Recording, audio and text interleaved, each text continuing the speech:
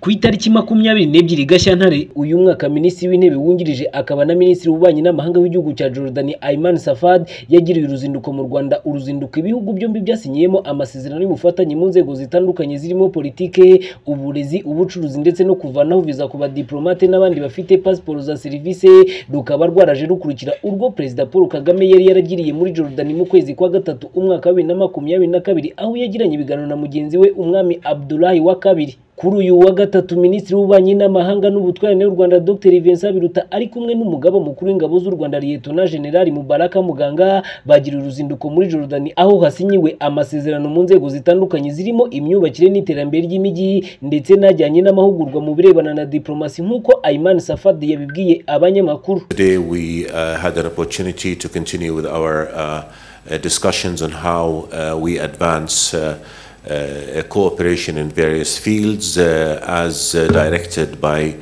His Majesty and the President. Twagize amahirwe yo gukomeza ibiganiro byacu ku buryo twakomeza ubufatanye mu ngeri zitandukanye nk'uko byemeranijweho n'abakuru b'ibihugu byombi ndetse n'ibyaganiriweho mu kwezi kwa kabiri uyu mwaka mu biganiro byabereye i Kigali, aho twarebye uko twakomeza ubufatanye bw'ibihugu byombi twibanze mu bice bitandukanye birimo ikorwa ry'inyongeramusaruro, ubuhinzi, ubucuruzi, ubukerarugendo ndetse n'ubufatanye mu by'umutekano.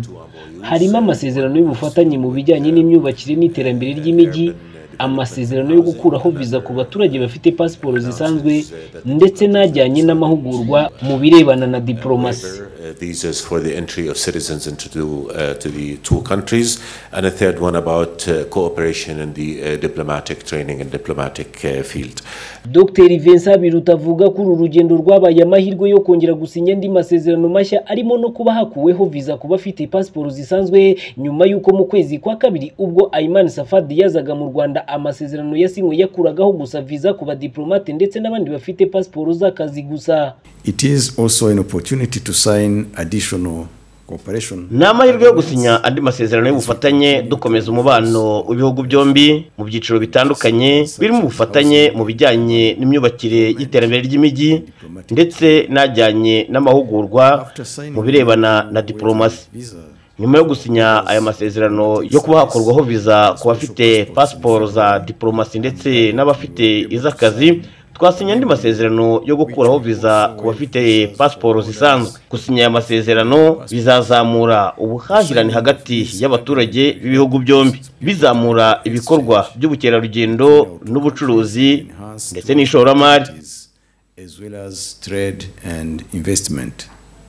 Minisitiri Biruta yavuze ko uruzinduko yagize rumwe mu musaruro w'ibyaganiriweho n'abakuru b'ibihugu byombi mu gukomeza umubano hagati yabyo. Ku rundi ruhande umugaba mukuru w'ingabo z'u Rwanda Lieutenant General Mubaraka Muganga nawe akaba yari yakiriwe na mugenzi we Nyakubahwa Major General Yosef Huneiti ukuriye ingabo za Jordanie, bagirana ibiganiro byibanze ku gukomeza umubano mu bya gisirikare. Jordanie ni kimwe mu bihugu by'Abarabu giherereye mu burengerazuba bwa Aziya ku nkombe z'umugezi wa Jordanie, gituwe n'abarenga miliyoni 9. Umusaruro mbumbe wacyo ukaba ubarirwa muri miliyari 40 z'amadolari. Igice kinini cy'ubukungu bw'iki gihugu bukaba bushingiye ku nganda z'imyenda, izikora imiti, ibikoresho by'ubwubatsi n'ibindi. U Rwanda na Jordanie bikaba bibanye neza mu bya diplomasi kuko no mu kwezi kwa gatandatu uyu mwaka umukuru w'igihugu ari kumwe na Madame Jeannette Kagame batashye ubukwe bw'igikomangoma cy'iki gihugu, ndetse ibihugu byombi bikorana mu bijyanye no mu kubungabunga amahoro, ubukungu ndetse n'umutekano.